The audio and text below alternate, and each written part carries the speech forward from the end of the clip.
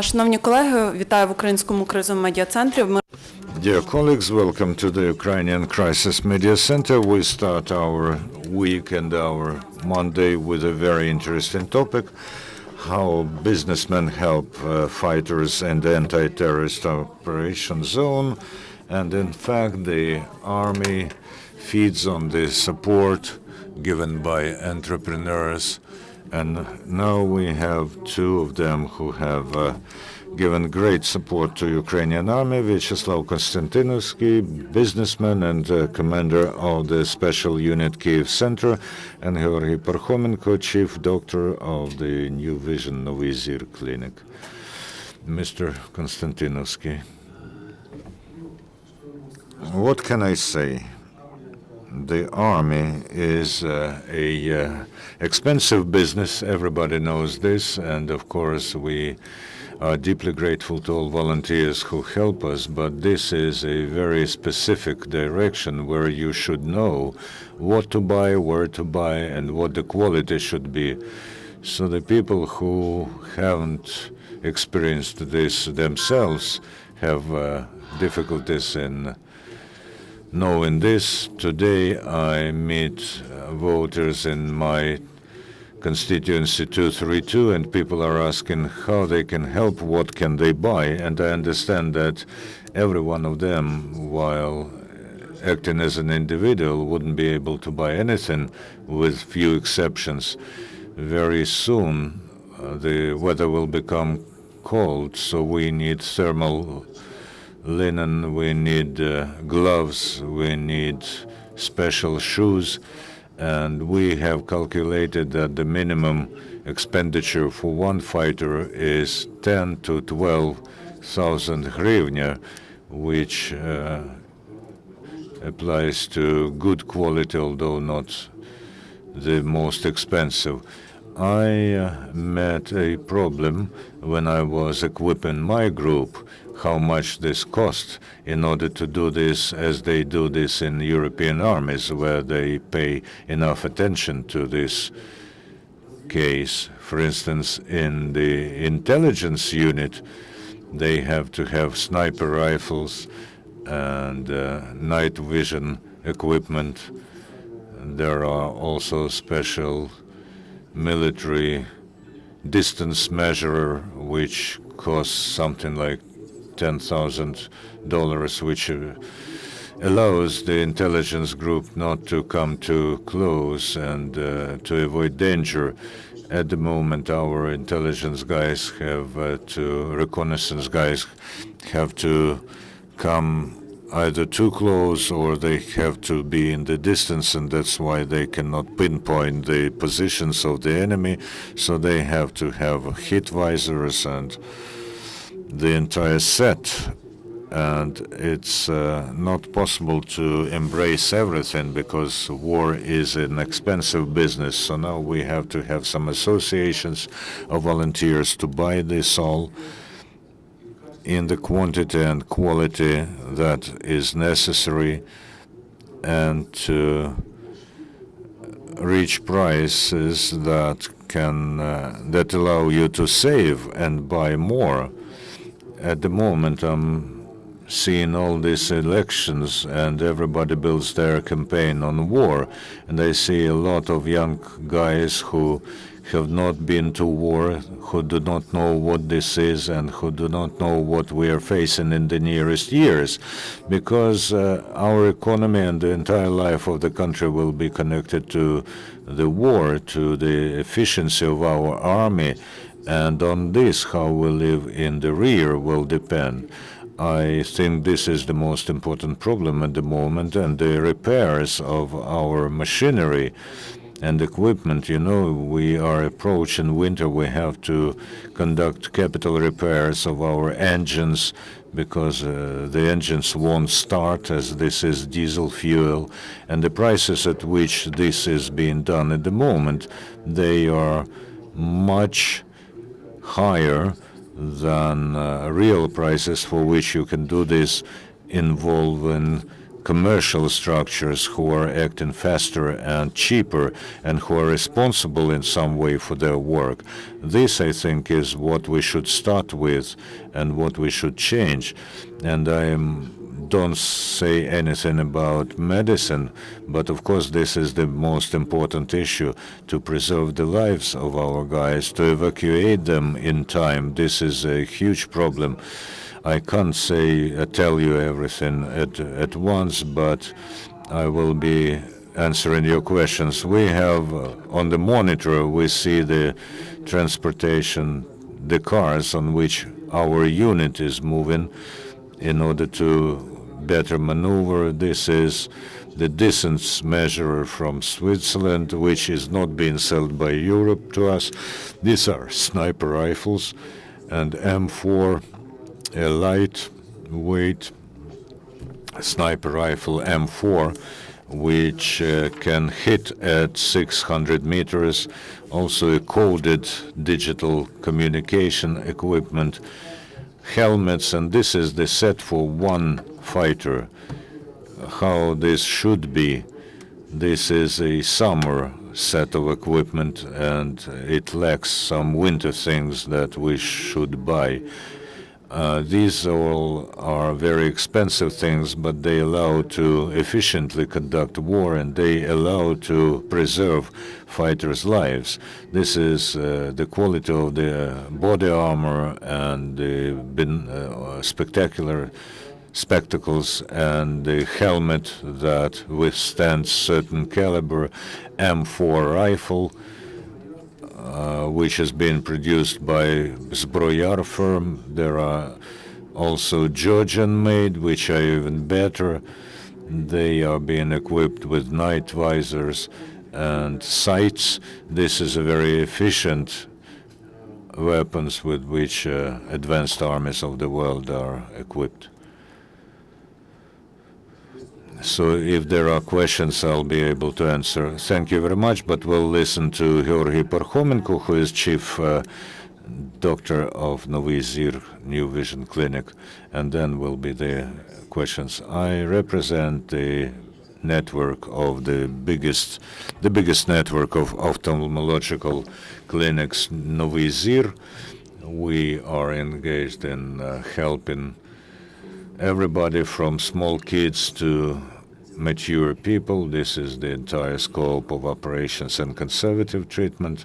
What we have started with, we were living without any trouble, but starting from the beginning of the year 2013, we felt the bigger and bigger pressure from security service, tax administration, and all this was aimed at making us stop our activity.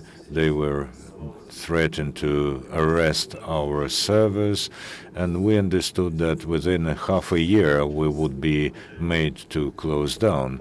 So when the events on Maidan started, we tried, according to our opportunities, to help people in Maidan, both financially and with clothes and other kinds of help. Plus, there were people who suffered during clashes, and we operated them for free. So when the events in the east of the country started, and you know very well that the number of wounded there is more than 3,000, the leaders of medical centers in Ukraine, and there are 7 of them, have gathered, and they decided to operate fighters and volunteers for free. And I mean, first of all, our operations on your eyes, on site, and the cheapest operation that we do costs around $1,000 because all the material we buy from abroad. So this was the first part of the solution or decision. Then I met my friends surgeons who work with us. Some of them are our staff, some of them are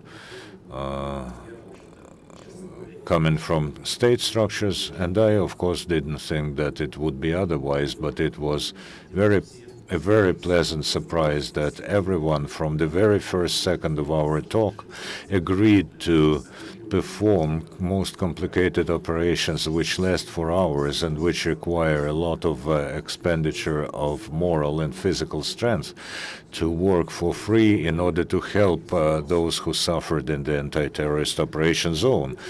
First of all, for you to have an idea of who we gathered, a member of the Academy of Sciences of Ukraine, the most famous Ukrainian professor Mykola Sergeyenko, who is our scientific advisor, and he gives consultations for free and also is ready to operate for free. These are remarkable surgeons who are operating on cataract. Andriy Kovalenko, a man who last year set the record of Ukraine on the speed of making such an operation, 1 minute 56 seconds. I think this is a world record. This does not tell you that we operate fast. This means that we operate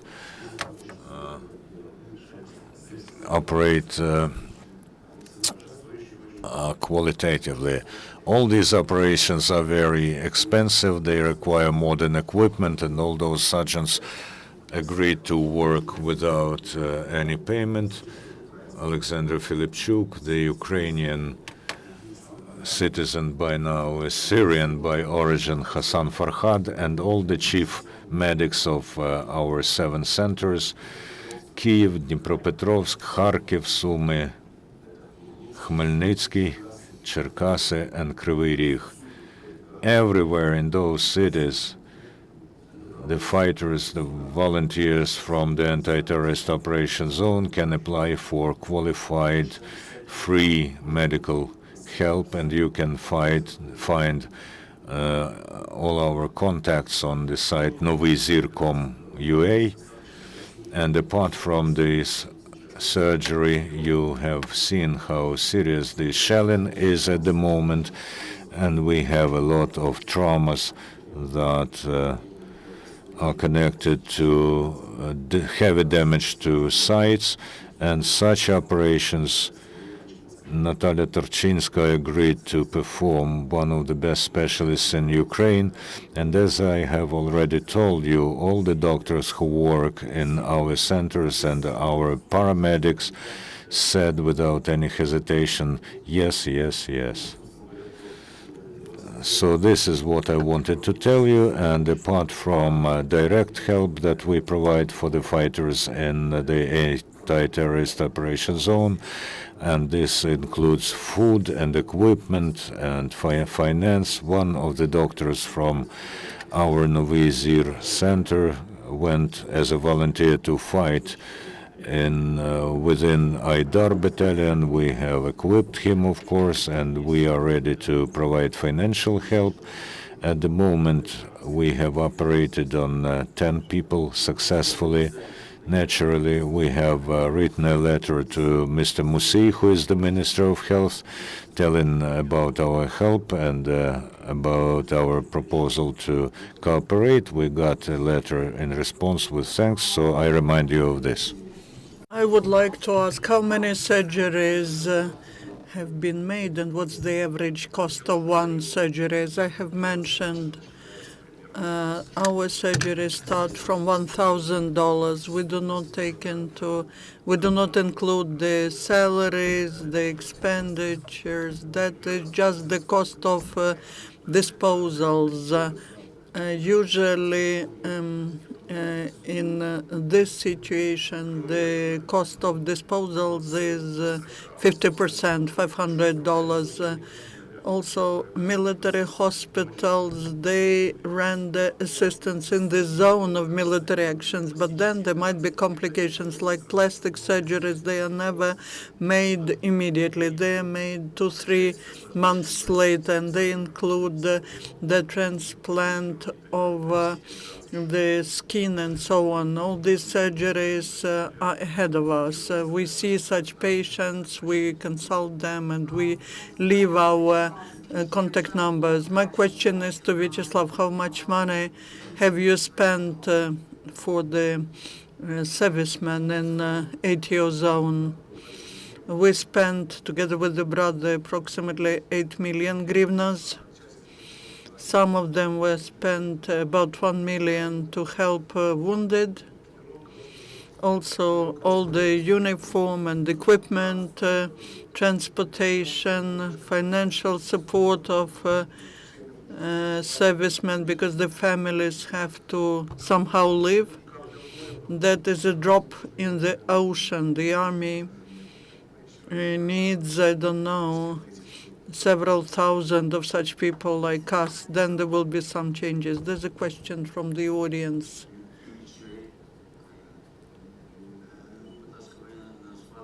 You mentioned the minimum cost of the surgery. And what is the maximum or the average?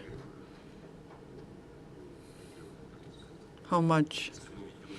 If we are talking about reconstruction surgeries, it's even difficult to tell how much, because some basic one is starting from $2,000, and then if the plastical surgery is needed, then the sum grows depending on the number of such surgeries. And you saw how serious the traumas I believe I cannot show how they look like, and we are talking only about the costs, what we purchase, what we have to purchase for dollars. We're talking only about that. The work of personnel we do not assess, because everyone agreed to work free of charge. The leadership of the clinic and the surgeons and the nurses and some other personnel, engineers, all the staff of the clinic. The Kyiv staff is more than 100 persons. These all people will participate in treating every soldier, every serviceman that comes to Kyiv. Any more questions? Again, the question to Vyacheslav. You are the commander of the special unit Kyiv-Center. You have just returned from ATO zone and you will go there again. How do you assess the situation in ATO zone? We know that there is now a ceasefire. How do you assess the situation there? When I was leaving, there was no ceasefire, and the last day we were in a relatively safe place, and for 40 minutes there was shelling. What's happening now, I know from the guys to who I talk on the phone, I know that the shellings continue near Shestya, Debaltseva, less than in the past, but we're still far away from the peace. And talking about the needs of the servicemen in ATO zone, do you get this information from the servicemen, from volunteers? Because now many volunteers are there, and some volunteers were saying that if it's about medicines, very often people bring same medicines. There's no coordination between volunteers. I get information because I know when I'm there, I understand what I need. That means that everyone else needs the same.